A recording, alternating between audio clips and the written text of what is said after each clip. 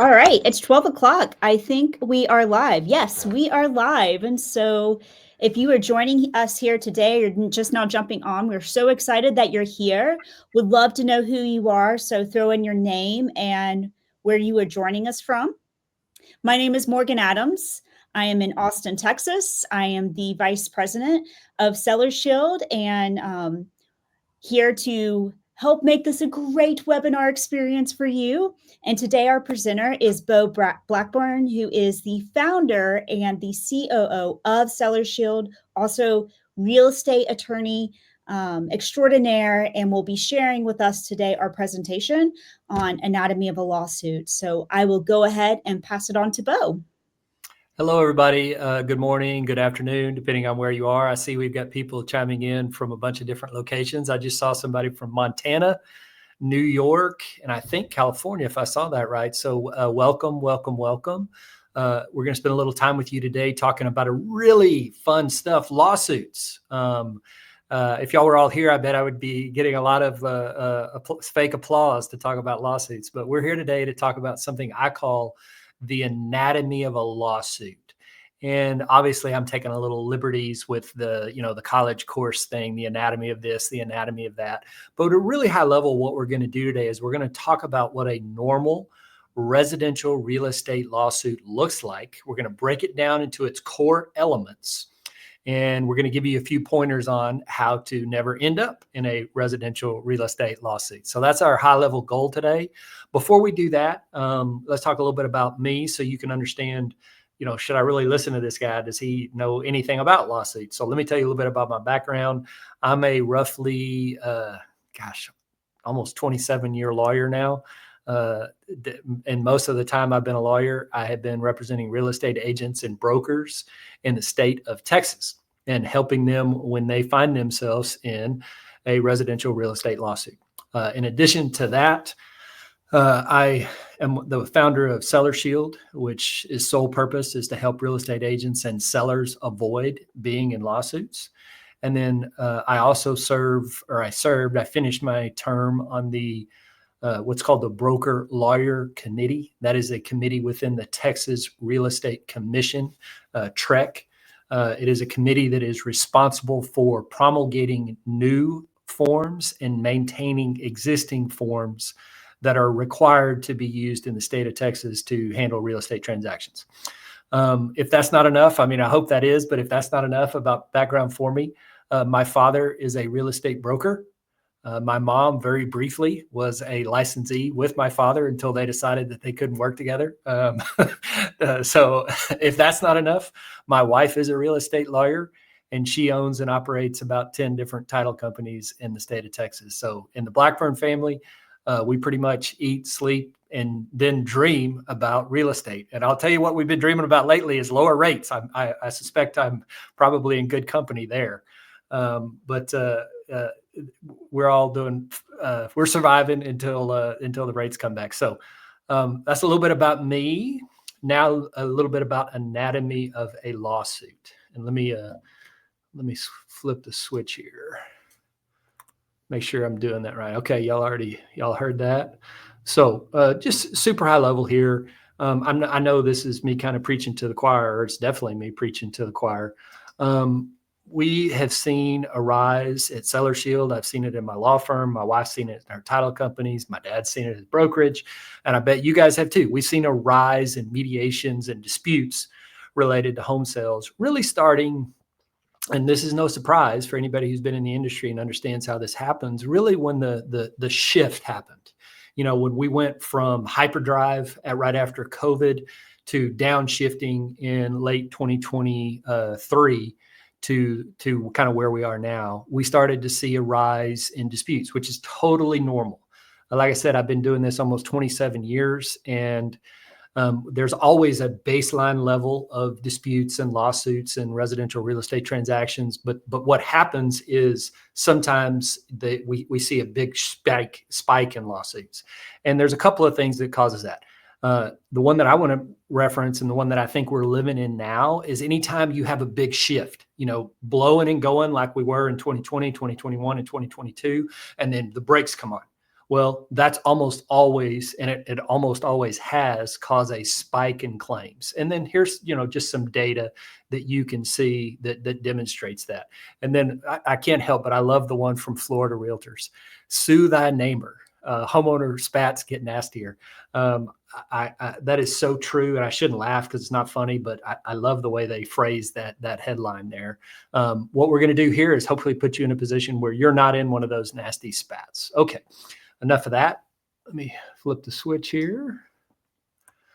Okay, what we're going to do here, like I said, in the anatomy of a lawsuit, is we're going to take a claim, we're going to break it down into its core components. And the first thing we're going to talk about is who are the folks that are in a residential lawsuits, the participants.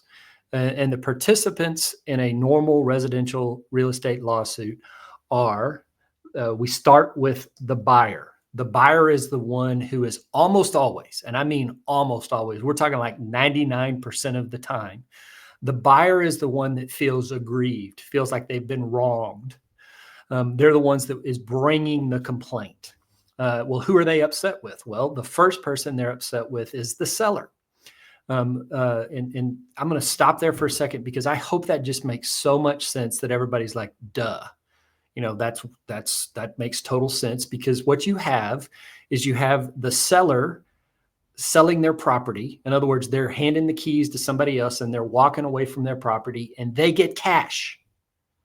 And the buyer is giving cash, and then they're moving into this asset, this house. Well, if you think about that, who is the one that's likely going to be upset in that transaction?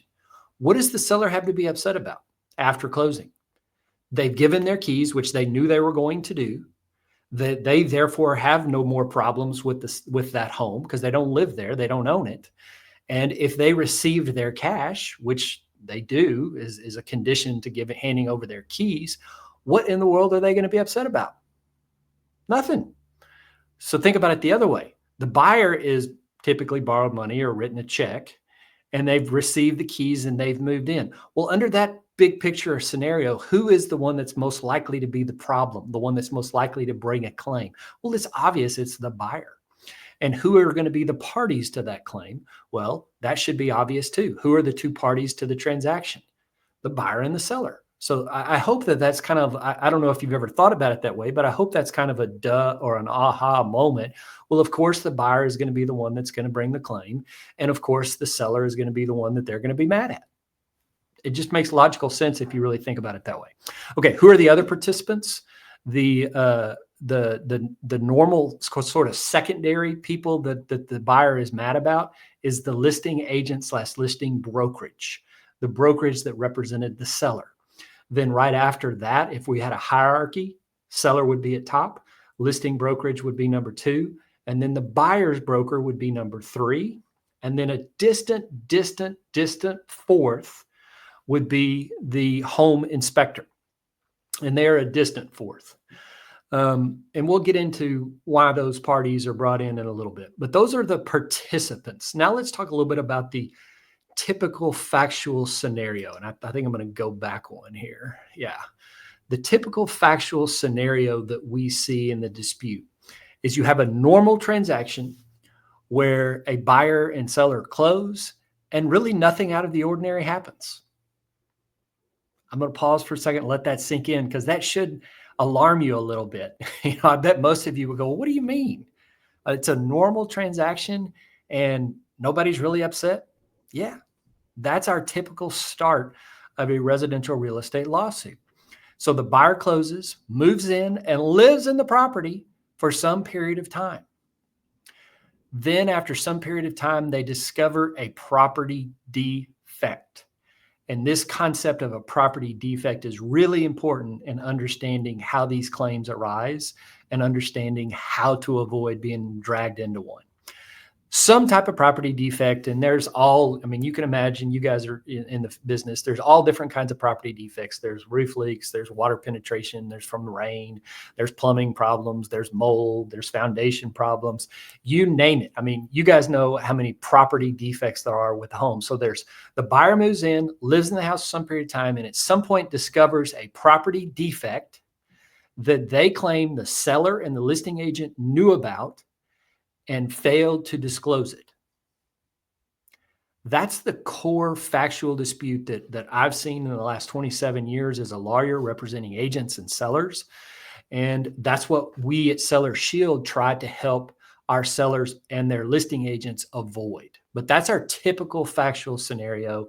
And the biggest property defect that we see over and over and over again, if you break it down to its core, is water. And I'm going to let you think about that for a second. And if you think about it, again, it should make a ton of sense. What is a home? Another way to describe a home is shelter. What is the home sheltering you from? The elements. What is the one element that it is hopefully sheltering you from the most? You know, depending on where you are. If you're in Montana today, it's probably hopefully sheltering you from the cold. But water is the big thing that your home shelters you from. It is designed to keep water out. And when water is not kept out, it comes in and causes problems, which are the ones that we see cause litigation problems over and over again. You know, you have a roof leak. You have water, when it rains, you have water flooding into the property. When it rains too much or not enough, you have foundation movement, which causes the foundation to move and the roof to crack and the sheetrock to crack, et cetera, et cetera. But at the core of a lot of the claims we see, water is the culprit. Okay, so what have we done so far? We know who the participants are in our normal residential real estate lawsuit. We know what the typical factual scenario is. Let me go back to my cheat sheet here. I think our next one is legal claims asserted. Now, let me give a little disclaimer here. This is, I'm not expecting any of you to understand this as a lawyer. This is not what this class is. This is a high-level class to understand how it happens and then to learn a few simple things to avoid the problem. So I only put this up here just so you're familiar with this language. You don't need to understand it much more than just be familiar with it. So legal claims that we typically see that are asserted against the seller and the listing agent, listing brokerage are these right here: fraud in a real estate transaction, negligent type claims, deceptive trade practice type claims, treble damages. But if you really kind of boil all this kind of legal mumbo jumbo down, you can boil it down into one word. And what the core claim that the buyer is making against the seller and the listing agent is that they misrepresented. What did they misrepresent? Well, if you were paying attention to how we talked about what is the typical factual scenario, the claim from the buyer against the seller and the listing broker is that they misrepresented the status of the property. And I will just use an example here. They move in, there's a roof leak, and the buyer is claiming that the seller and the listing agent represented that the roof was in good condition and never had any leaks. And they're saying that's a misrepresentation. And that's the core of the legal claims that are being made. And again, you don't need to know any of this fraud stuff. I was about to curse, but I probably shouldn't. You don't need to know any of this stuff. You just need to remember misrepresentation, that the buyer is saying that the seller and the listing agent misrepresented. Okay, let's move on. I think it's helpful if we dig a little bit deeper into one of these claims, and it's the fraud claim. And again, you're going to see it's about misrepresentation, but let me tell you why it can be boiled down to misrepresentation. When a buyer sues for fraud, they have to prove these four, they're called elements in our world. They have to prove these four things for them to be able to win. Number one, a material representation that was false. Okay, let's do a little audience participation here real quick. Let's see if y'all are awake. If you put that in layman's terms, what does that sound like? A material representation that was false. Morgan, I think you're watching the comments and chats there. Let me know if anybody gets it right. Come on now, let's do audience participation. Waiting. All right. Bueller, do we have are people here? A material representation that was false.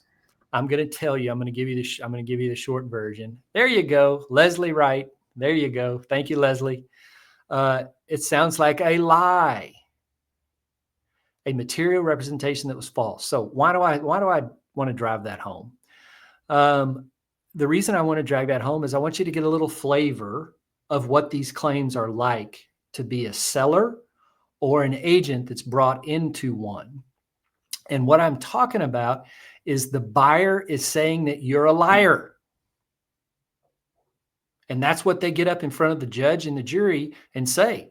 They say, ladies and gentlemen of the jury, this real estate agent and this seller lied. Okay, so that's the first thing they have to prove to win on a fraud case. So it's personal. These disputes are ugly. My clients hate being in them, not just because it's a lawsuit, but because how ugly the allegations are. And they say this real estate agent lied to get paid. And that's what they argue over and over and over again. Okay, let's go on to the second element. Is the seller and the listing broker knew they were lying, or they were so negligent in something they said that we should count it as a lie. You know, they didn't do anything that they should have, that they would have discovered it was a lie. That's kind of the second part. Then the third element is they intended to induce. The lie was made for the purpose of getting the buyer to close. And then the fourth they have to prove is the buyer relied on the lie. Okay. Again, do I want you all to remember these four elements? If I could see you now, or would I see you guys writing them down? You don't need to write them down. The only thing you need to remember is the one word, and that one word is misrepresentation. In other words, the buyer is saying that the seller and the listing agent misrepresented something. The buyer relied on that misrepresentation, and they purchased the home as a result of that. Okay, that's fraud. Let's go. Let's keep going. We're making good time here. Let's keep going. We have covered, in terms of our, what are we going to go over? We've covered who are the participants. We've talked about the legal claims. We've talked about the normal factual scenario. And now we're going to talk about who in the world is Bo and what in the heck does Bo do, you know? Bo is a catch-all for the lawyer who represents you, the real estate agent, because that's what I've done for 27 years. So who is Bo and what does Bo do? Well, Bo tries to get the real estate agents out of the lawsuit. That's what he does. So how does he do it? All right. I give what I think is a super silly, super dumb hypothetical here, because I think it helps. You know, when you do super silly stuff, I think sometimes when I was in law school, when my professors would give us silly stuff, I could remember that. When they would give us really dry, boring stuff, hell, I couldn't remember it to save my life. So I'm giving you something silly and dumb on purpose. Okay. And it's based on a commercial that I saw, I don't know, 10 years ago, something. It's been a while now, but there was this commercial where this family was, you know, a wife or kids were asking the dad, hey, can we go do something? I don't even remember what it was. And the dad said, oh, our money tree's not blooming. And he laughed like a dorky dad laugh. And they didn't think it was funny, but I thought it was hilarious. And then for years, anytime my kids would ask me to do something, I would say, oh, our money tree's not blooming right now. And I thought it was funny and they didn't.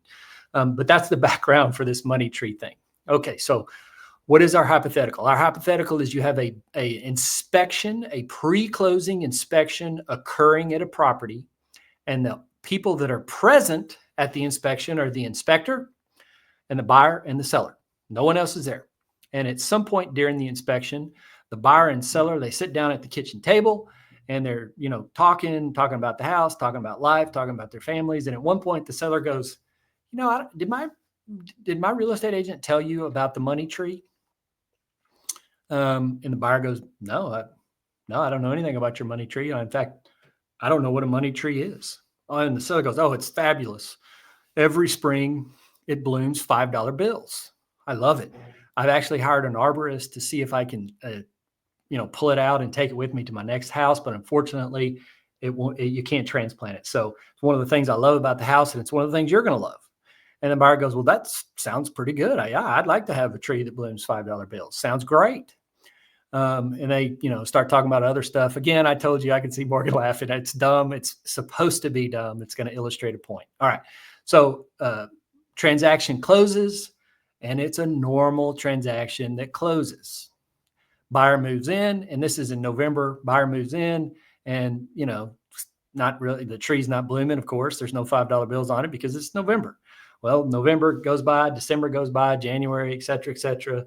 And we get to February, and then the buyer goes, man, I'm kind of excited about these $5 bills that I'm going to start plucking off this tree, and starts waking up in the morning and walking out every morning and has a cup of coffee and walks outside and examines the tree. And every morning, no $5 bills. And he's thinking, well, it's no big deal. It's February, probably not blooming yet. The other trees aren't blooming either. So I'll just check it every day.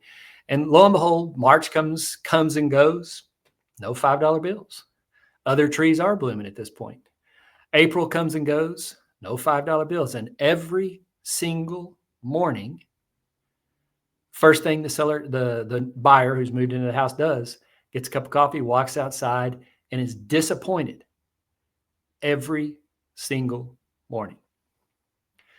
So February, March, April roll by. And finally in May, our buyer's had enough. Calls his agent, says, do you know anything about this? Can you look into it? And the agent says, what? It's like, I don't know anything about this. No, I can't look at this. And so at that point, he calls a lawyer. He does what unhappy lawyers do. And he gets the lawyer to sue the seller and the listing agent. And I'm going to have to hurry up because we don't have a lot of time. I'm going to accelerate, although I love this story. The lawyer, the real estate agent, goes and hires a Bo. And the Bo says, okay, tell me about this. And the listing agent says, I don't know a damn thing about this money tree. Never heard of it. Wasn't involved in it. Didn't say a word about it. And the Bo files what's called a summary judgment. It's just a motion to get in front of the court and get the case dismissed. And what happens at this point is Bo gets up in front of the judge and does the song and dance. And he basically says, Judge, I don't represent anybody but the listing agent. Some people here may have some problems, but my client doesn't. And at that point, makes the argument that if there was a misrepresentation, and what this lawyer will do is he'll have this screen right here up in front of the judge, and he'll make an argument that says, look, Judge, the buyer can't prove these elements against my client, the listing agent. Might be able to prove it against somebody else, but not against my client, because my client didn't lie. My client didn't say anything about this money tree. My client didn't know anything about the money tree. My client wasn't present at the inspection when this conversation took place. My client had nothing to do with this. And in our hypothetical money tree scenario, the judge goes, Blackburn, you're right. Case dismissed. And I'm the hero. Real estate agent gets out, and all is right in the world for the real estate agent. That's money tree. Now let's do not a silly one. Let's do an actual one that's not silly. Let's do one that we see over and over again. And then we're going to compare and contrast money tree to a real world example. So our real world example is, you have a transaction, the buyer and the seller don't interact other than just normal interaction. There's no silly money tree, but the buyer receives a completed disclosure notice and he reviews it. And one thing that is not noteworthy is there's no mention of problems with roof or roof leaks. Buyer moves in November, no rain. Buyer lives there in December, no rain. Buyer lives there in January, no rain. You get the point.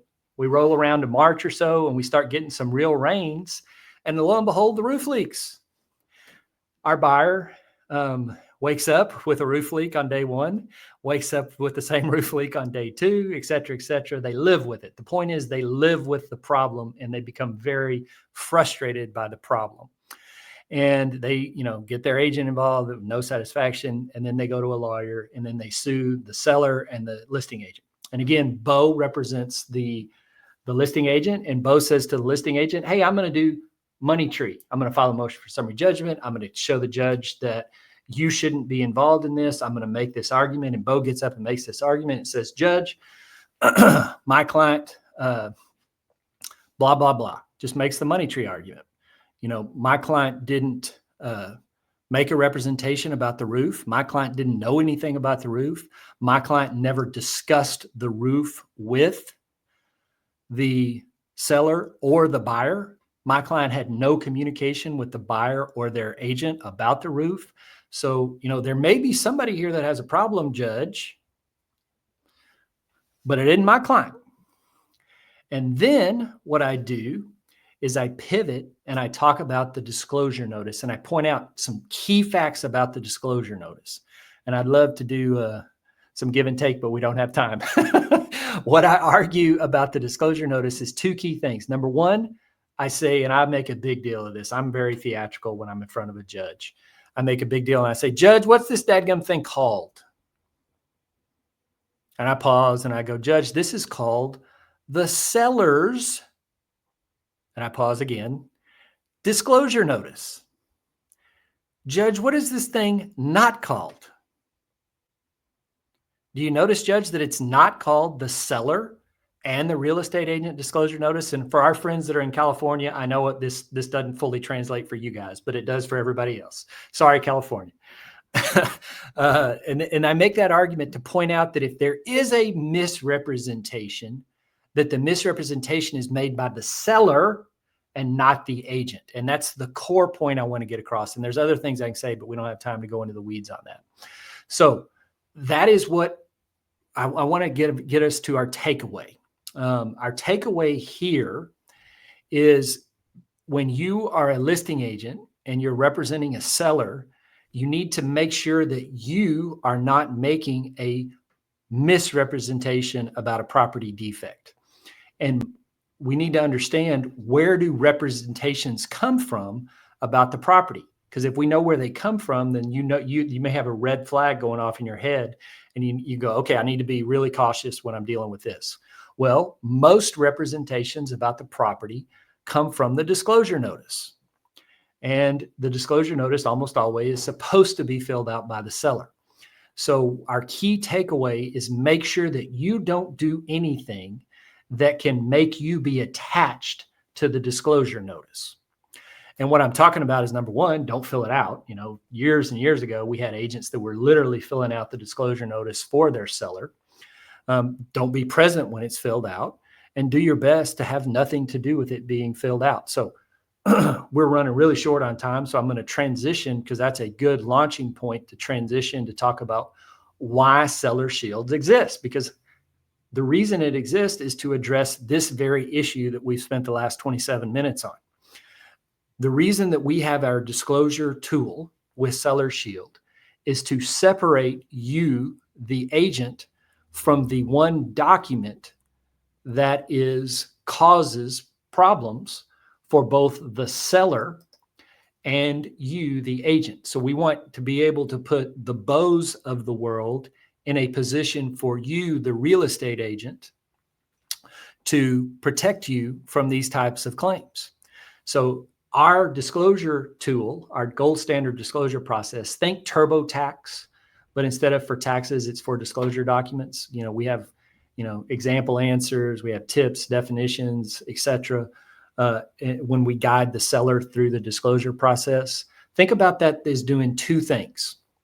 Number one, it creates some separation for you, the agent, from the document that is the most dangerous document in the transaction. And that's the disclosure notice. So that's one thing it does. Because agents ask me all the time, well, what does this do for me? That's what it does for you, is it creates separation from the disclosure, which is the document that has the misrepresentations. The second thing it does is it helps the seller to disclose properly. As I said, we have example answers in there, we have tips, but one of the most important things we have in our disclosure tool is we tell the seller before they fill it out, while they're filling it out, hey, this question right here, and I'm going to use roof leaks as an example because that's what we've been talking about. We tell the seller when they're answering that very question that this question leads to disputes if not answered correctly. We don't tell them that on all the questions. In fact, we tell them that on a very small number of questions because that's the truth. So imagine the monkey with symbols. I don't know if y'all remember that. I may be too old. But what we're doing is we're putting the monkey with symbols on the questions in the disclosure notice that cause problems. That's the second thing we do. And then when we do that, the seller gets it right. And when they get it right, there's nothing for the buyer to be upset about. And then there's no claim against you, the agent. Okay. I think we have an extra couple of minutes. Morgan, I think Tina said we had an extra 5 minutes. So I'm going to take them. I'm going to take them. The other thing that we do at Seller Shield is home sale legal protection.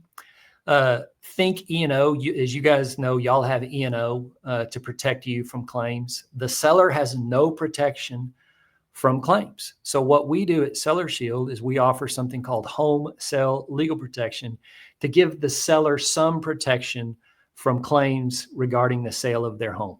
And it's a pretty cool product. A lot of sellers like that when they're presented it. We get about 1 in 3 sellers when they have the opportunity to opt into our home sale legal protection, they opt into it. Our disclosure tool, which you guys all at EXP, this is something that you all have access to completely free for you. I want to be really clear. Disclosure tool, completely free for you, completely free for your seller. No matter what. It's completely free for both of you. Home sale legal protection is how we make our money. That's how we can operate as a company. That costs money. And when the seller is filling out their disclosure documents, they're presented with an opportunity to opt in. They don't have to buy it. And if they don't buy it, they still get to use the disclosure tools for free. So those are our 2 core products. And like I said, I've been talking a lot. Morgan, we have any questions you want me to go over? No, just get to the last page where they can sign up, please. Okay, let me get there. All right.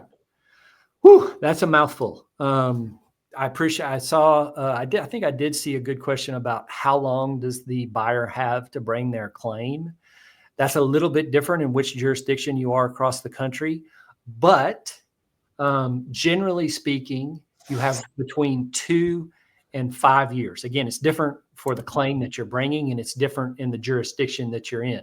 But it is 2 years to 5 years is how long the buyer has to bring a claim. And then I got another good question here from Chris. Chris, good question.